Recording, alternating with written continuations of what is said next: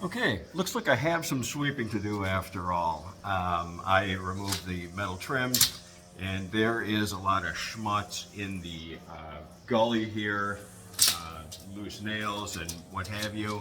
So I've got a piece of paper I'm going to put down to show when I use the vacuum that there will be some dust residue that comes off of here. Um,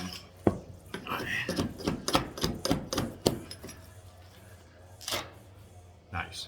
All right, so I've got my custom whisk broom. I've got my dust broom, the big guns. Got my little natural hair bench broom, which you can see the bristles are kind of rounded off and worn down a little bit. I kind of like that because it's not a long bristle that will flick the dust up in the air where I get to eat it. I'm not real fond of that, so I don't do that. I also have a nice plastic version of the natural hair broom. This has longer bristles. It's not as broken in. You can see the bristles are all the same length because I don't use this one too much, but I will use it on occasion. When I'm sweeping, I don't lift up and flick the bristles. I let them go and back off when I lift the broom off the floor in order to keep the dust from being flicked into the air where I get to eat it, because again, I don't like that. So I sweep along, and at the end of each stroke, I bend the bristles. I release the tension on the bristles by backing off before I lift it off the floor. That's key. That's really the only sweeping technique that you need to know, and you can apply that with a push broom, a whisk broom, or any type of broom you want. But notice how I'm able to sweep the surface of this padding that for some ungodly reason this client wants to save and preserve. It is a triple grind, 8-pound, 3/8 density padding. Maybe a 6-pound, but it's a rental unit and they don't care. They're gonna save a couple $100. That's a couple $100 to the good, and they're gonna do that. So again, don't flick the dirt into the air. So I'm just gathering everything together, and you can see every time I release this broom, or the tension on the bristles rather, I'm not flicking or just lifting up and allowing the bristles to flick. By doing that, it raises it up into the air where I get to eat it.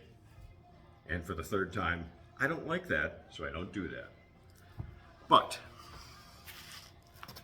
I do have my handy dandy little vacuum, and I have a beater bar attachment. It's an electric broom, and I use this for cleaning up the carpet and whatnot. But in a situation like this,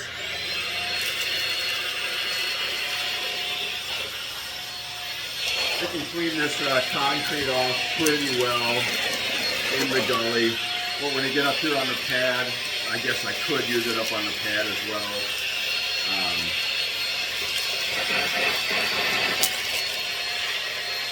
Not really a shop vac per se, but it does have a healthy exhaust port, and there's a good breeze coming off of here. I could use this to dry my hair if I wanted to, because it's kind of warm from the electric motor going. Yeah, I'm able to pull the nails right off of here.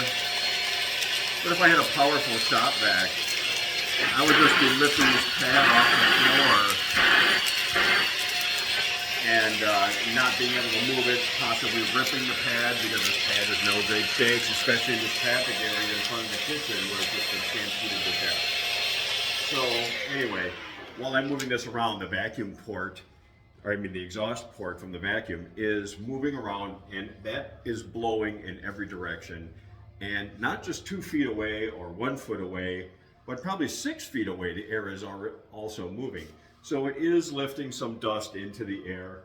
And I have my little piece of paper over there. So let's just take a look, see how much dust, and you're not gonna believe this, how much dust that has released into the air. Anyway, here, seeing is believing. Yeah, so that's a lot of dust. I would not like to eat all of that, though I could skip lunch if I did. So the conclusion is obviously sell all your vacuums, buy a lot of brooms. In fact, invest in broom stock because that'll be set you up for retirement. Anyway, broom versus vacuum, part one. I have a second rebuttal because I'm going to sweep my garage, and then we'll really see what's going on with the broom vacuum conspiracy.